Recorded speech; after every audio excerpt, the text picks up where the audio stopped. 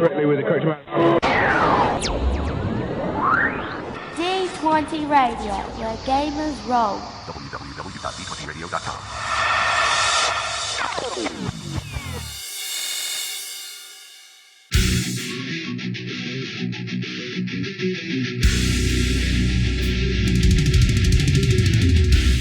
Welcome to Me and Steve Talk RPG, the podcast where me and my friend Steve try and help you get the most out of your role-playing game experience.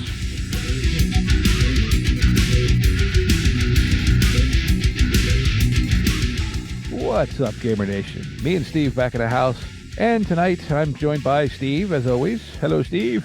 Hello, Steve. Hey, and we are once again joined by a guest, a fellow D20 Network member. This would be Jeannie from the Court Games family of podcasts, or as she's better known in the L5R community, Kakita Kaori. I think I pronounced that right. Hello, and welcome. Hello, both Steves. Hi. Nice to meet you. Nice to meet you as well. It's nice to meet you, and thank you for taking the time to come join us. So before we get into, well, kind of the same topic, really, but do you want to take a minute and talk about the, for lack of a better way to say it, Court Games family of podcasts, as I just recently realized they were? Thank you. Yes, I'd be happy to. So the Court Games Family Podcast comes out of the L5R Discord, which is a very large Discord that people who play L5R throughout the community around the world participate in. There are a total of 5 separate podcasts associated with Court Games, though they are of varying frequencies. My one is called the Court Games RPG Podcast, and we publish a new episode every week on Friday, and we focus on the role-playing game mechanics and stuff, and we also focus on the lore for Legend of the Five Rings. It has a series of fictions that come out associated with it that we do, a nice breakdown and analysis and grab whatever we can grab for games from it for that. In addition, there is the Court Games LCG podcast. That one is just wrapped up. L5R is a living card game that is just finishing the end of its life cycle. And my friend Trevor runs that and talks about cards. We also have a podcast called Tokyo of the Five Rings. It is from my friend Nick, who lives in Tokyo, Japan, and talks about Legend of the Five Rings stuff actually in and about Japan. And then we have 2 actual play podcasts.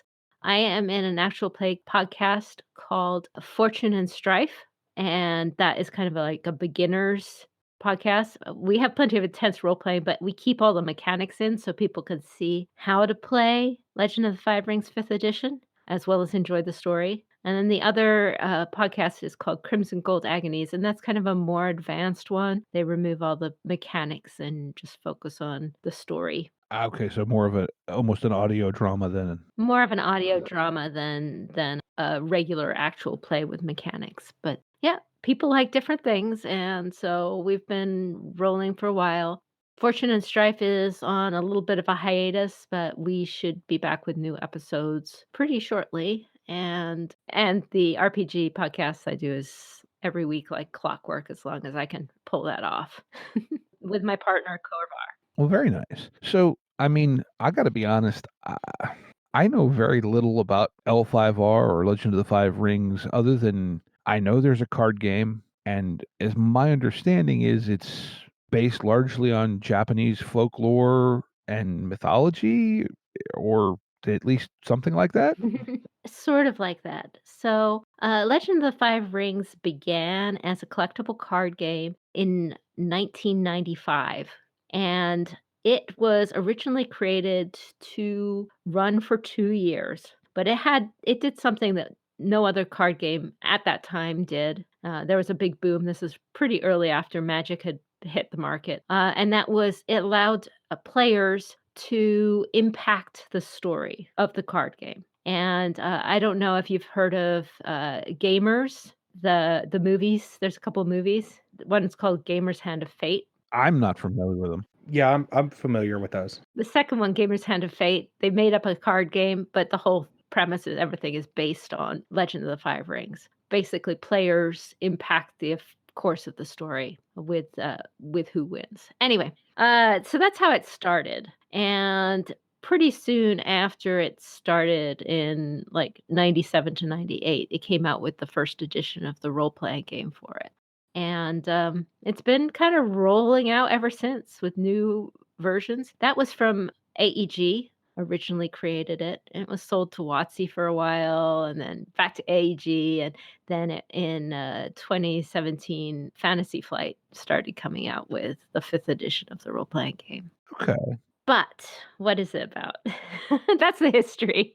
So many games these days have been passed around from company to company. So Mhm. But because it has all this history, it's got this really deep, deep lore. Because every victory, every event that happened ends up being written into the story of this game and this world. So it started out being a kind of attempt at a Sengoku style Japan with various clans warring with each other, but it has this huge supernatural influence in it. And I guess the best analogy I have to it would be um, almost a Faerun or Greyhawk kind of is to D&D, except it's got way more history because of all of these things that happened. So it's very fantastical with a lot of Japanese roots and styling around it. Does that make sense? yeah. So is it sort of like almost a historical fantasy or that type of thing? Mm, people have described it more as Game of Thrones in Japan, and that's not a bad analogy. There's so many things that are like Game of Thrones. Okay, that makes sense. So, the general premise of it is that in the beginning of the world, the newfound, the kami, the sons and daughters of the sun and moon, all right, fall out of heaven and land on earth. And each of them makes a clan. They attract human followers and they make a clan. And each clan is named after an animal. So there's the crab and the crane and the dragon and the lion and the phoenix and the scorpion and the unicorn. And these clans all serve the empire under one emperor. Hmm. And these clans all have lots of court intrigues. They're all kind of competing with each other. Some are allies, some are enemies. And one of the kami fell into essentially hell, Jikoku. And he came back and he wanted to know why he couldn't rule the empire and brought with him the forces of hell, as it were, to come attack the empire. And there's a big wall, just like in Game of Thrones, there's a big wall to keep the evil out. Well, in Rokugan, there's a big wall that keeps the evil out. And lots of politicking and stuff among the clans. And on the other side, there's a big, huge bunch of monsters and undead and stuff ready to come eat you. Aha. Okay. So yeah, it's a very traditional Japanese take on fantasy, maybe. Or I don't know Yes. about traditional, but a Japanese take at least. It is a Japanese take on fantasy, and it's not historical. It does sometimes bring in elements of other Asian cultures, not very strong, just like little traces here and there. But then again, if you look at the history of Japan, it's got lots of traces from China and other China specifically, anyway, in Japanese culture, anyway. But like, there's three kind of classes for each of the clans. So you have these seven clans. And then there's kind of three classes for each clan. There's Shiginja, which are kind of your magic users Mhm. using the magic parlance of the world. Their magic is a little different than traditional D&D magic. There's Bushi, which are warriors, Mhm. and there's courtiers who are not Shiginja and not fighters, but doing all the other things that are required to make an empire go, basically. So essentially, you have the mages, the warriors, and the administration. Pretty much. But the being a courtier is certainly equal on par and as important in Rokugan as being a fighter or being a Shigenja. Just Mhm. a different area of expertise. Okay, so it's class based at least to a certain point. I'm going to guess, just from knowing role playing games, that I'm guessing a bushi from say crane is going to be very different from a bushi from say crab. Absolutely. So basically, it divides up into schools. So each clan has a number of families in it. Okay? And that's what you're born to. You're born into a family, a samurai family. Okay?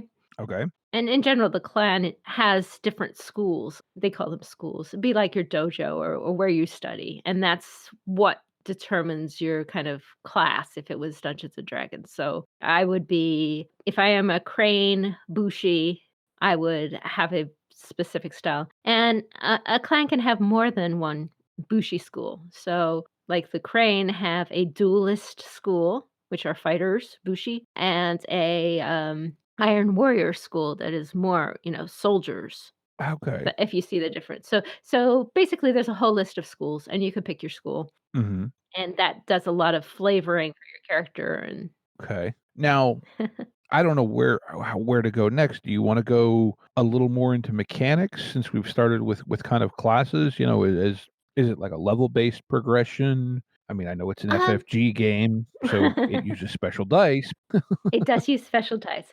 All right. Well, when you're creating your character all right. Well, there have been many different editions of L5R. For FFG, this is the fifth edition. Right. All of the systems of L5R have worked with a roll and keep mechanism where you roll a bunch of dice and then you keep a specific subset of those dice. So Okay. even though FFG means you use special dice, you still do this roll and keep mechanism for it.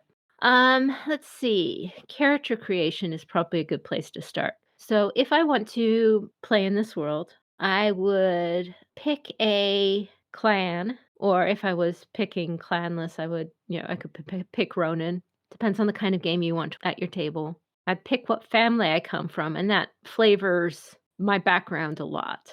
You take a Mhm. lot of influence from, your role your family ends up taking. And then I would pick my school, okay? Mhm. And from there, you basically get a stack of skills, a starting set of skills, a school ability, and some techniques. Okay. And that's your starting character. And most characters are fairly similar. They have a whole set of 20 questions that then you use to build off that basic character, and these are quite complex, from how does your parents see you, how would they describe you, to what kind of student were you at school, to how do you feel about your clan's view of bushido, right down to how will your character die. I mean, you just they have 20 questions, and your stats then get built out based on how you answer those questions. Certain things get certain bonuses. That's pretty cool. Yeah, it is pretty cool. And that's your base character. And then each school has a curriculum. And a curriculum is a set of skills and techniques. Techniques are like special abilities. These could be like spells if you are a Shigenja, or they have kata for bushi or shuji for courtiers. And it's some mix of those. So most bushi will get some shuji, which are kind of like rhetorical abilities or abilities to perceive other people's personalities or talk to them in different ways. And they would get kata, which are kind of like fighting techniques and skills. And they're all kind of lined up in the curriculum. And as you buy with your experience skills from the curriculum, or without outside if you want to, you get a certain number of points in the curriculum based on how many XP you spend there. And if you get to a certain number of points, then you go up a rank. And you keep doing that till you go up through to 6 ranks, and then you kind of capped everything out. But that's a lot of XP. You are godlike in your power. Is it a level-based progression then, or are you increasing ranks in these various things independently by which ones you choose to spend your experience on? A little bit of both. So your school ability gets better the higher rank you are. Okay. Mhm. So a simple one would be the Kakita Bushi school. You can do more deadly strikes for every school rank you have. So if I was level 1, I could add 1 deadliness to my strike. If I was level 2, I could add 2 deadliness, or rank 2, I should say. To go up in ranks, you have to buy a bunch of stuff in between, like skill points or technique points that are things that were listed in your curriculum. but when you buy them, you can use them right away. So it does have a certain punctuatedness to the curriculum, just on that one ability, on your school ability, but it's generally smooth based on what you purchase. Does that make sense? Yeah. Yeah, it's a little like you said, it's a kind of a mix of both. Mhm. It's fair. All right. So I guess then where do we go next? Back to the roll and keep and how we resolve everything? Okay, I can talk I'm about that. asking. I mean, that's, you No, know this game, no, I I don't. don't know. So, I don't know. All right. So, the big things for the dice is that you have all these dice, and the dice have one of basically four symbols on it, and they can have a couple symbols on the face. There's ring dice. This is Legend of the Five Rings, and your rings are kind of your ways of approaching the world. So, if you tend to be a very evasive, elusive kind of a person, you might have high air. And that might be how you fight, but also how you talk. It's not just fighting, it's like how you approach things. If you are very direct and passionate and creative, you might be a high fire person. And those are your rings. So there's air, fire, water, earth, and void. Okay? mhm. And every character has different amounts in those stats. And you have ring dice. So if I want to do a task and I don't have any skill in it, I'll just roll the ring dice to do it. Let's say I want to create a painting. Create is usually in fire for that passionate creative side. So I would roll my fire number of ring dice, which are d6s, basically, except with special symbols. Then you have skills, and the skill dice are d12. So if I was painting a picture, I'd use my aesthetics skill. So I'd roll however much I had in aesthetics of d12s and however much I had of fire in d6s and roll it. And then I'd have to judge the symbols on those dice. So the symbols are success, opportunity, strife, and explosive success. So explosive success just means you get to roll the dice again. You get a success and you get to roll it again. That's what that means. A success means you succeeded. So most tasks say, okay, I need TN2. That means you need to get at least 2 successes on my dice roll. Does that make sense? Mhm. All right. Opportunities are something that you can use even if you don't succeed. They can plump up a success, make it a little better by doing something sideways or adjacent to it. Or they could be something good you can get even if you didn't succeed. So let's say I painted this picture, but I want to make this picture like tell the person I'm giving it to how much I admire them. I want to secretly like put that message inside the picture. Okay. Like maybe it's like extra flattering or it's symbolic of their family or something like that. I can spend an opportunity to do that little bit extra of it. Even if I totally messed up the picture, I could at least put that opportunity in there and say, oh, it was really intended to be flattering. And say, okay, even though I failed, at least let them know that I didn't fail intending to, mess with them. And it's same for fighting. So let's say I strike at someone and I succeed. I could potentially spend the opportunities to snare them or knock them down. It depends on what my techniques are. Or even just like set myself up for a better strike on the next blow if I missed. It all depends on how I want to spend them. Okay. So that's opportunities. And then the third thing on there is strife. And strife isn't on there by itself, it's with some of the success symbols or some of the opportunity symbols. And strife means that you are taking emotional turbulence to do this success. Okay? Mhm. So the whole game kind of cycles on if you get up to a certain maximum amount based on your character of composure or, ability to keep a level head, right? Then you're fine. Mhm. All right. If you accumulate enough strife because you're keeping successes which have strife on them or opportunities which have these strife symbol on them, and you get up to your maximum composure, then at that point you can't take any more. You can't keep any more successes with strife on them unless you can clear it out. And you can clear it out by exploding, by, yelling at somebody, or otherwise like having an emotional outburst. You can clear it out by, taking a calm breath when you can and like cool yourself off, or, meditating, or otherwise, getting yourself back together, pull yourself back together. So you're kind of handicapped until you can like get your strife level down below your composure. And that kind of makes this pattern of rising emotional tension for your characters, where some players like to have their characters just like fly off the handle really easily. And there's good and bad for that. And some people want to play characters that have a really level head and just are calming themselves down. It's just different ways to play. Okay. So it sounds to me like L5R is really built to have a very strong social component to the game, regardless of which class you're playing, that the social side of the Absolutely. game is extremely important. It is extremely important, and that's for me, that makes it really interesting because it has because it has a social side of the game at all, which is not I mean, a lot of, games kind of flatten the whole social dynamic down to, can you persuade somebody or not?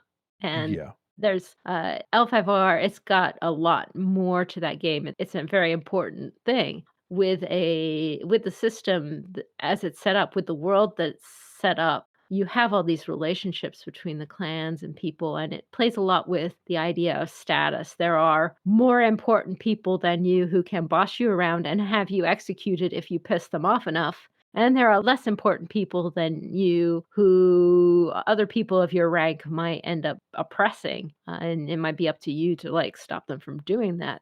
Or if you're not a very nice person, you might end up oppressing the peasants yourself, because you are nobility. And it plays a lot with these ideas of status, but that also gives a lot of weight to the social game, because this higher up person who can help you don't want to offend.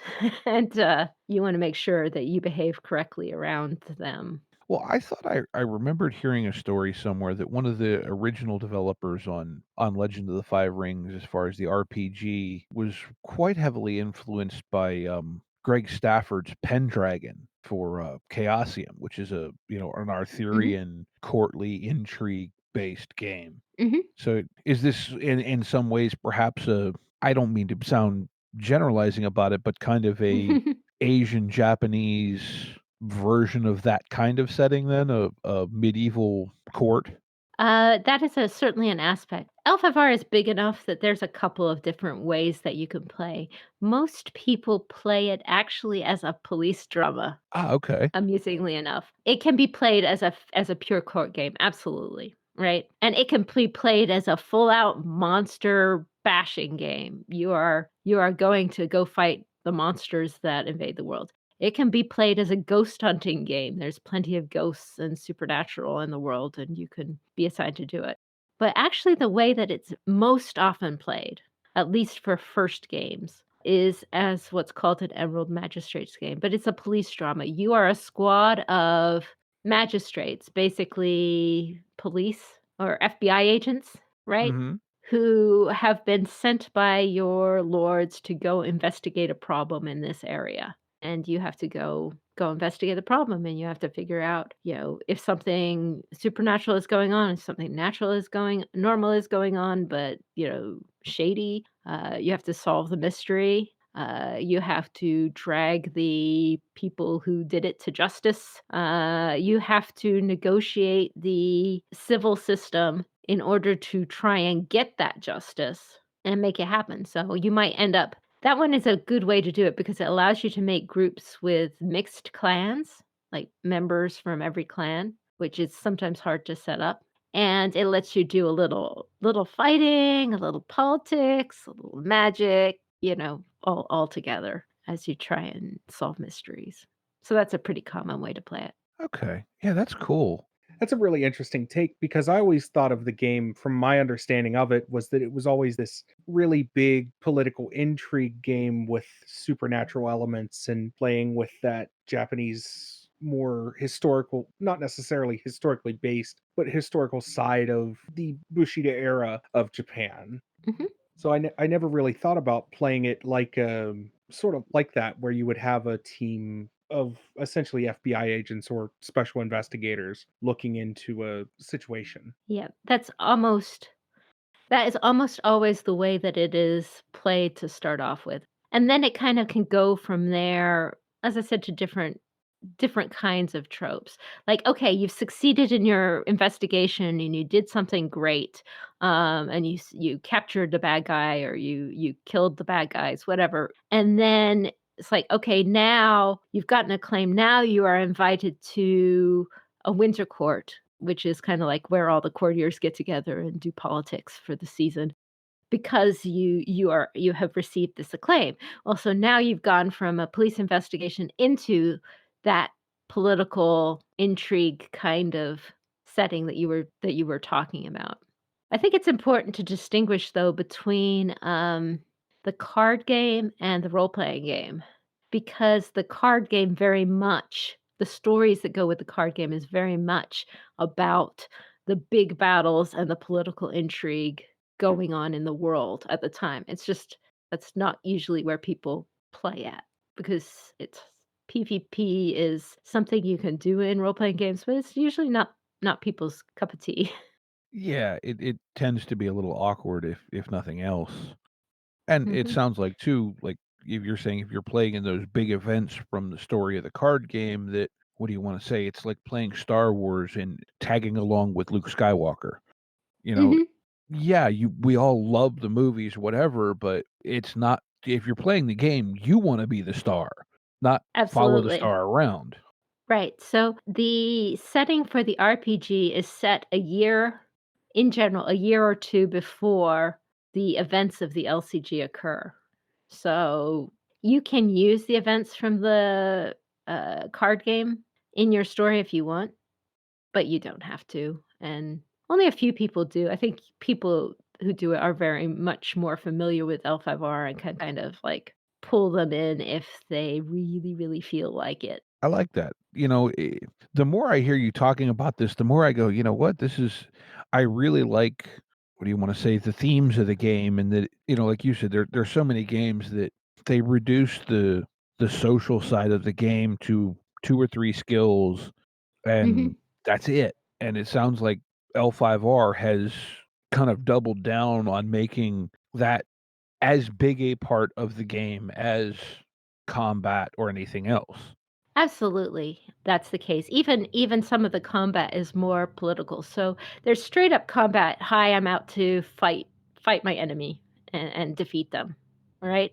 But there's also dueling, and dueling is where I say two if you have two people who are equals, all right, and two Mhm. people who are equals who are samurai, and I say I believe that you did this thing.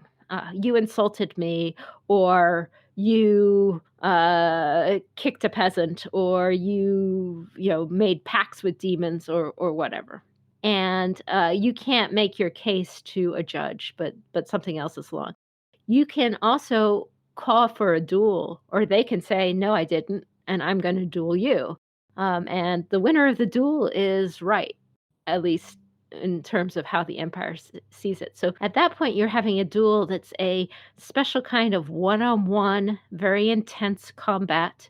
It's not necessarily to the death. It's often to like first blood, where you're attesting, you're each putting your life on the line over a piece of truth, over a definition of whether something or other is true or will be seen as true in the eyes of the empire. So there you have That's combat cool. for social purposes, if that makes sense. Yeah, yeah. No, that's so I mean, like, that's, eh, no, I don't think I've ever seen that in another game before. Mhm. The inspiration for L5R was not really a Sengoku Jitai, the big samurai periods. Its inspiration was much more about the Chambara um, action movies. The Seven Samurai and the Yojimbo and Sanjuro and all those different samurai movies. Ah, okay, okay. In this setting of this, the whole world has the big conflicts. The only difference is that unlike those movies, you're not really playing Ronin. because the clans, one of the neat things it does is it automatically gives you this whole web of relationships between you and the other characters in the world around you. Whereas if you're just all Ronin and you don't have any relationships, then you've got to kind of like build that up by hand, and you can't make them really deep and interesting. It's hard to make them as deep and interesting. Whereas here, it's like, oh, I hate the dragon because a dragon samurai killed my father, and suddenly now you've got like a seventh of the world that you have a certain relationship to. Yeah, well, I mean, given my somewhat limited understanding of Japanese history, Ronin were typically outcast by everyone, were they not? Yes, Ronin were outcast by everybody, and they are outside the society. And um, you can play a Ronin in L5R, but it is a very different kind of game if you are playing a Ronin because you have very little resources and you've got to chop for wood, and you don't have like the cool armor, and no money. It's and nobody believes you and nobody trusts you because you're Ronin, and so it's like, okay, we're playing nobility or we're playing scum. They're different games. Now, just out of curiosity, is it something a setup where, and I don't even know if this is a reasonable story, but like where you could play, say, a batch of Ronin masquerading as a clan or masquerading as different clans? You could play Ronin masquerading as a clan samurai, but at that point, you're wearing some other clan's colors when you don't have permission to. All right? Hmm. So that would be like if you were um, dressed up as a police officer and you're just a regular guy. You're going to be in trouble if you get caught, like big Hmm. trouble.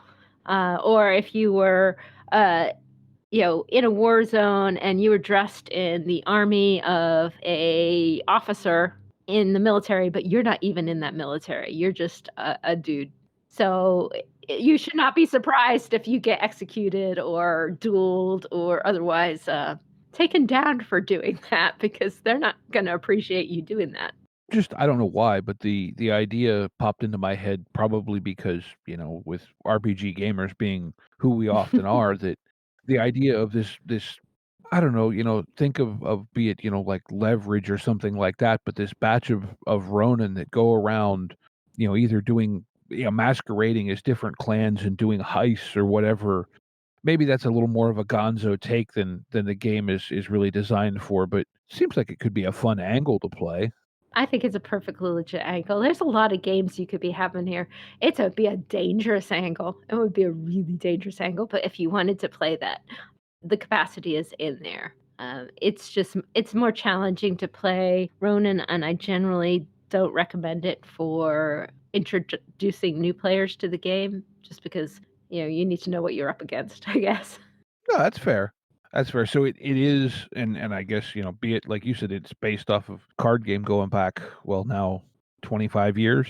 It is Mhm. a very lore intense setting that I'm going to assume as well. It is. You don't have to use it all. Some people get overwhelmed by the lore. It's got a good wiki. I like the lore because I always want to like drop this nugget of history. When I tell stories, I want them to seem like they're set in a time and space and like have some depth to them, and it's not I just made it up and I have no idea what happened in the past here. I can say different things in the past. This provides it. It does have this depth of lore, but I don't think people should be intimidated over much by all the lore. You don't need all of that to start up a new game. You just start off with the basics that's in the book, play a really simple adventure, and then add more lore as you feel comfortable about it. Maybe you find something that intrigues you and you decide to build that into a story that you include in your game. I mean, it doesn't take a whole lot of lore to say, I'm going to have all my players be crab samurai standing on the wall fighting the forces of the undead and keeping them from getting in the Empire. You don't need any lore for that. You just are people on a wall fighting monsters. And that's perfectly legit. If I'm understanding things right, you could do that for a little while till you kind of get your feet under you as far as the rules and so forth. And then because of their performance standing on the wall fighting off all the evil undead things, they get called up and get dragged into more court games, etc. Oh, yep, they could do that, or they could be recruited and sent someplace else to deal with a problem inland that gets them interacting with the other clans, which gets them more involved with politics. Yeah, you can start from any point. The beginning game for 5th edition, most of the editions actually, is called the Topaz Championship. And you are a little kid just passing their right to adulthood in a big contest where the best and brightest of the empire go and compete with each other to show off how awesome they are, so that the most awesome teenager in the empire gets picked as the Topaz champion that year. That's kind of how it starts. And that's how you meet each other, and there's various shenanigans, and that's the essence. And then you have, the start of a multi-clan group for people to go working with and doing adventures. Okay, so that was the other thing that I was meaning to say at some point is I'm guessing it also works best with, at the very least, a mix of classes and probably a mix of clans as well. There are different schools. It works best, I think, with a mix of classes. That means Bushi, Shigenja, and courtiers in there. However, some people swear by the monoclan game, which is everybody in the same clan. And I think monoclan games work just great. They're very easy to bring together.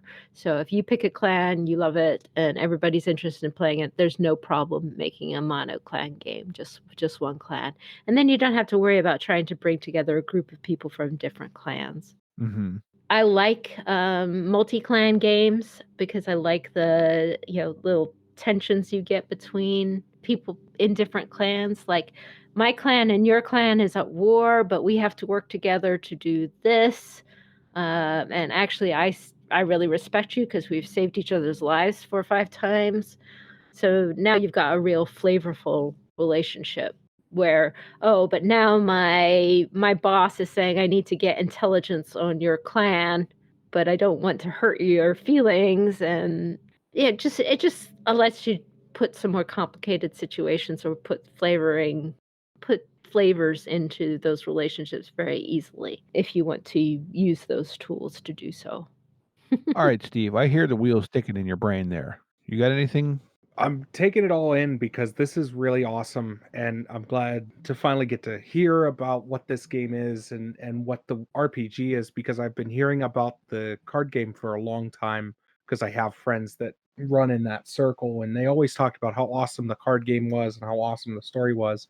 And so hearing how the RPG works is really cool to get to the bottom of this, because like I said, I sort of got daunted by how much lore there was. And so hearing it from somebody who plays the game, not just plays the game, but knows the game like you, is really, really nice to hear that the lore doesn't have to be daunting. No, you just take it in the chunks that you want to take it in.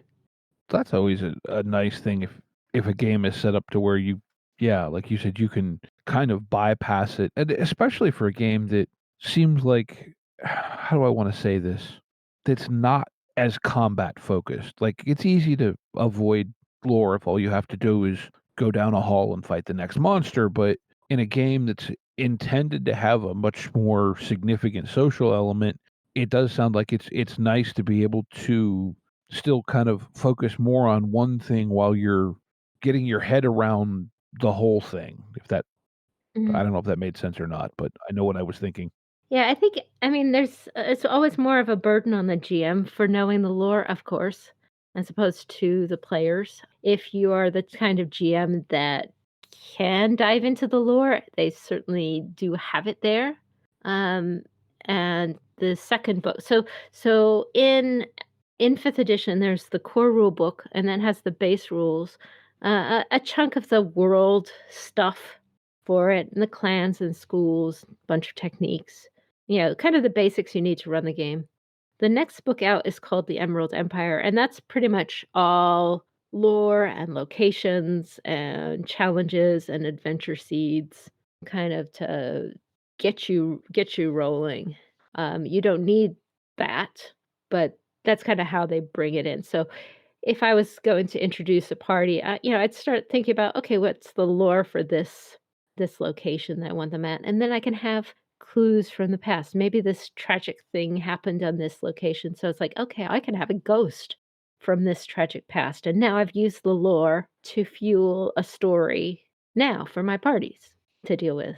How do I put this ghost to rest? Or is it just like a cool thing I see? I really like that. I like having, I've sort of talked about it in the past, but I really like having dedicated lore books because it lets you, you can get the core book and have the rules and have some of that, but having a dedicated lore book that you can go, okay, this is maybe not the definitive end all be all, but this is a good chunk of what the lore in this world is, and I can choose to maybe not necessarily completely ignore it, but ignore that if I choose to. You know what I mean? And Hmm. I like having that ability to go, this is the lore book. This is the book that's dedicated to, story hooks and what's going on and different points in the world. And I do kind of like that. I like hearing that that's a dedicated thing. Yeah, there is a lore in a lot of the books. So there is lore in the core rule book, but yeah, you guys kind of have to decide. You don't need it. I guess you don't need that much of it. It's good to know what your clan's like and what the families are like, so you can play that vibe. But you don't need a huge amount of lore. Maybe the social structure, because there's stuff you have to understand about the whole caste system to know what it is to be a samurai as opposed to a farmer, and those interactions are kind of like built in. The game is built around honor, glory, and status is kind of like how it's split up. Like, how do you view honor? How do you get glory? What is glory? What is honor? What is social status? There's no loot, or there's very little looting in as what you win if you play L5R. What you're trying to do is potentially get glory and become famous, climb in social status, or prove yourself more honorable or less honorable, something that reflects your values in the world. Okay. I can really respect that. There's a lot of that going on. So in the core rule book, it is quite a bit of lore, but it's kind of just setting that up. It's not like the entire history of the LCG or anything like that. Right, right. And I could understand with what you've described so far that the LCG is this sort of massive daunting thing and having that broken down and not quite everything that would make sense.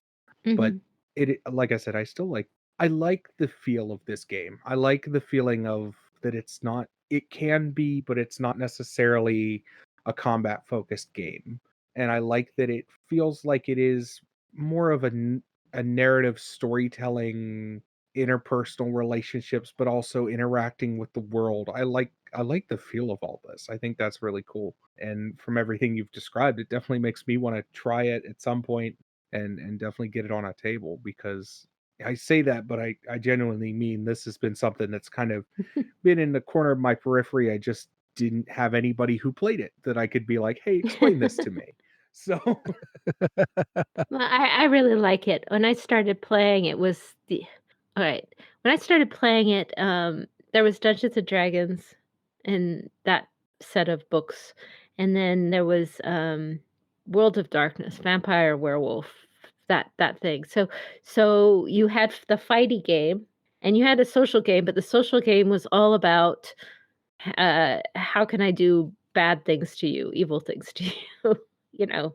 And Mhm. L5R has a social game that is not just about being sneakier than the other guy, but is actually like knowing what they want and seeing if you can give it to them. In exchange, they will do something for you, finding that out, that sort of thing.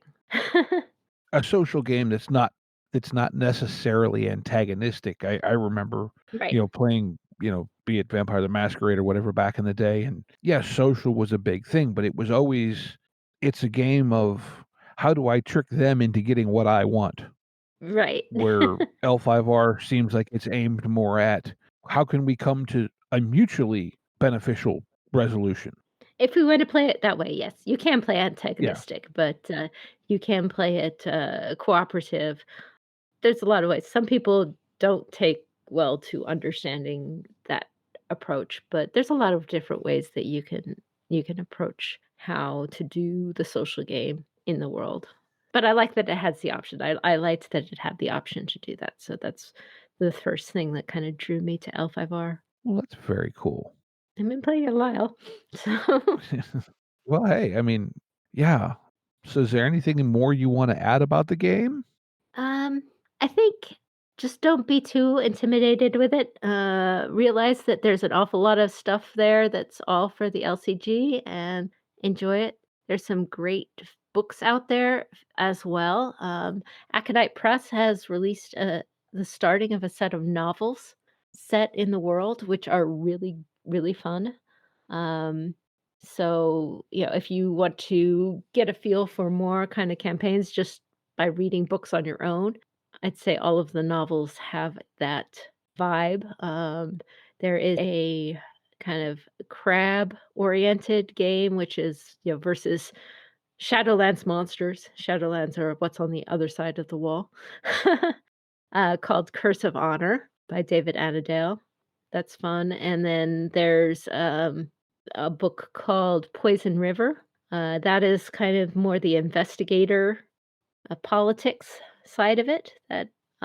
So that is out there. Poison River. I enjoyed that one a lot.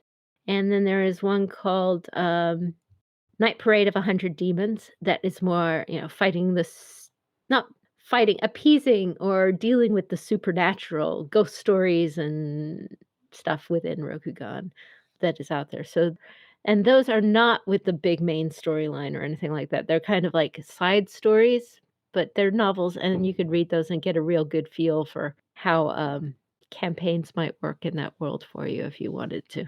Very nice. All right, Steve, any more questions? No, all of my questions have been answered. I'm very sufficiently intrigued and definitely going to be checking the game out and getting it in my hands soon. Great.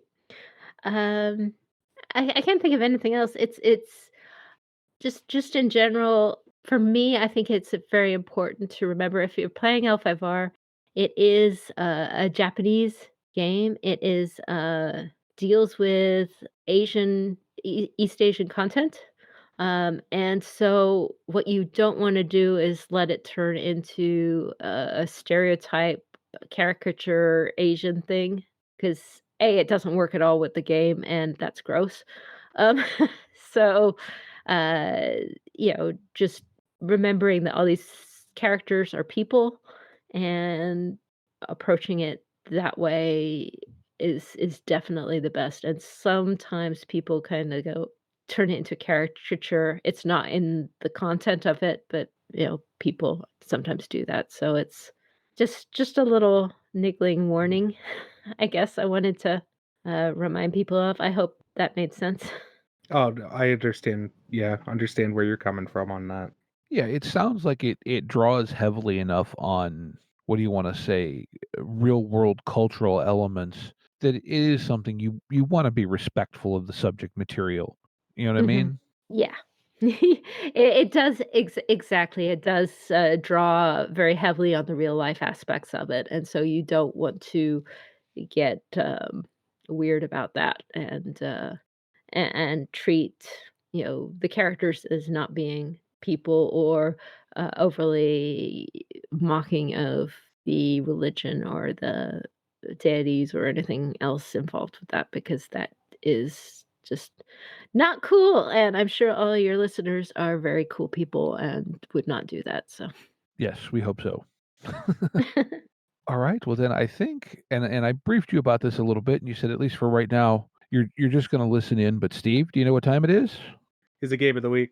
Game of the week. Game of the week. Game of the week. All right. Well, let me think here. I have a game here, and I'm sort of gonna ape off of a thing that you've been obsessed with since you talked to JT. Uh, and so I'm gonna steal a game called Bulldogs, and it's Fate Core Edition. And Okay. this is a sci-fi Fate game, or it's a sci-fi game set in the Fate system. and it is basically space truckers using the Fate system. And Okay. This is the Fate Classic Edition? yes, sir. Here, I'll send you a link. Oh, I got it already. Okay. Looks like a fun, weird, it just seems like a fun sci-fi game. And I sort of stumbled across it because I kept seeing setting expansions for it. And I was Uh-huh. like, well, what's the core of this game? And then I found it and I was like, ooh, this could be actually a lot of fun. Yeah. And it sort of breaks into that bored with your dead end job, tired of your planet bound life. And it talks about space trucking and sort of that like scrappers and everything along those lines. It just seems like a weird, cool, sci-fi fun game. I don't know. I don't know how else to describe it. It seems fun, seems sci-fi, it seems up my alley. It's something that, it's on sale on drive through. I can't guarantee that it would still be on sale when you hear this, but as of right now, if it's not on sale, it's $10. When it is on sale, it's currently $6.70. Okay. Something to Yeah. check out. Yeah. Yeah. That does look fun. Yeah, so it looks just like a fun, simple game. Yeah. So what do you got, Steve? Well, you know how I'm attracted to Shiny things? well, shiny things, weird combinations. I was diving around the sci-fi sale list on drive-through and followed a couple of things here, there, and everywhere. How about a game, Steve, how about a game that is post-apocalyptic steampunk pirates? Okay. Yep, you have my attention. All right. I will send you a link very quickly here. Let me do the right thing here. Drunk. This is called Abney Park's Airship Pirates. But it says it's 2150 and the Earth's starting to get over the great apocalypse of 1906. From the steampunk sky cities of Isla Aether and High Tortuga, airship pirates ply the clouds in search of excitement and booty, kept in check only by the might of the Imperial Air Navy. And so this is above, a wilderness, beast haunted North America sort of, but you have these walled, smug shrouded, Victorian cities. And like, I don't know, I'd never heard of this before now, but post-apocalyptic steampunk airship pirates sounds like fun to me. That rolls off the tongue very nicely. It does. Well, they had me at when I opened the store page and I scroll down to the description in bold print. Someone screwed up the timeline. Okay, you have my attention. What did we do? What happened? I like it. Man, I hate this section, Steve, because it's always hard on me because it's like, oh, I found a thing. I think he'll like it, and then you go and find something like this. It's like, Oh, I just stumbled onto this literally, but like, and the thing is, it's an older game. It's I mean, it was last updated in 2011, and it's not cheap either. That's the one thing I will say. no, PDF's it's $25. yeah, older I mean, game. it is 300 pages, but Looks like it was added in 2011. yeah, but I mean, the idea just sounds like entirely too much fun. Yeah, that sounds like a lot of fun. I want to get. We'll have to get this. So you've sort of been doing it, and I'm gonna start popping into them Saturdays. We've been doing sort of one shots when we can get the group together, and so I think this is going on the list of a Saturday one shot to try and get this out there. Ooh. Did you? Are you No, good? no, you just made me excited. That's all. Oh, okay. Yeah. Yeah, I have a story that could probably work really well with this. And so I might be let me just click a few more. Okay, yep. All right. Anyways, with that, that's game of the week. And so we do want to thank you for coming on the podcast.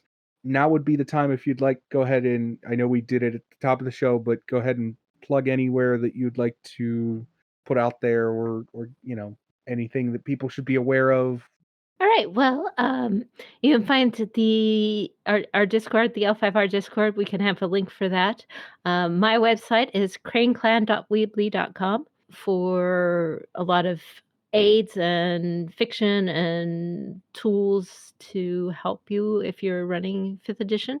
There is, we have a Patreon, patreon.com/courtgames. And also we have a Twitter account that is at courtgamespod, or my own Twitter is at whiteveils.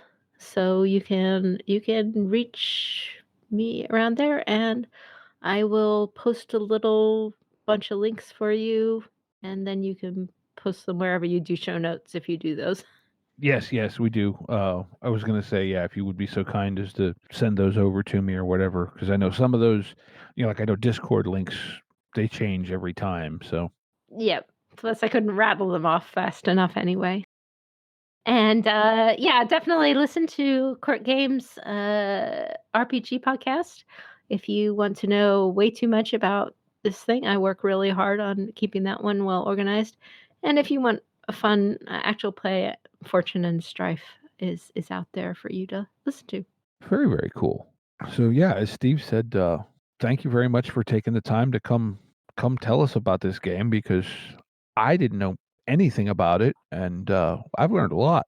Well, thank you very much for inviting me. It's an honor. Absolutely, yeah. And yeah, same for me, because I knew, like I said, I knew tangentially of it, and I knew the world was really deep and in depth, but I didn't know. And so I've learned a lot myself. So thank you very much for coming on. And I think with that, we want to remind everyone to get out there and play some RPGs and be kind to one another. Yep.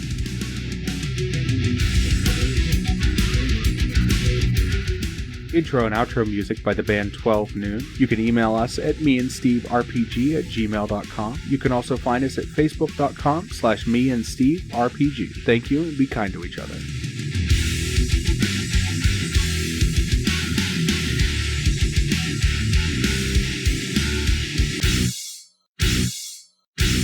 How much for the cigar? Cigar, $20, dog. You gotta go down the street to the store and buy that.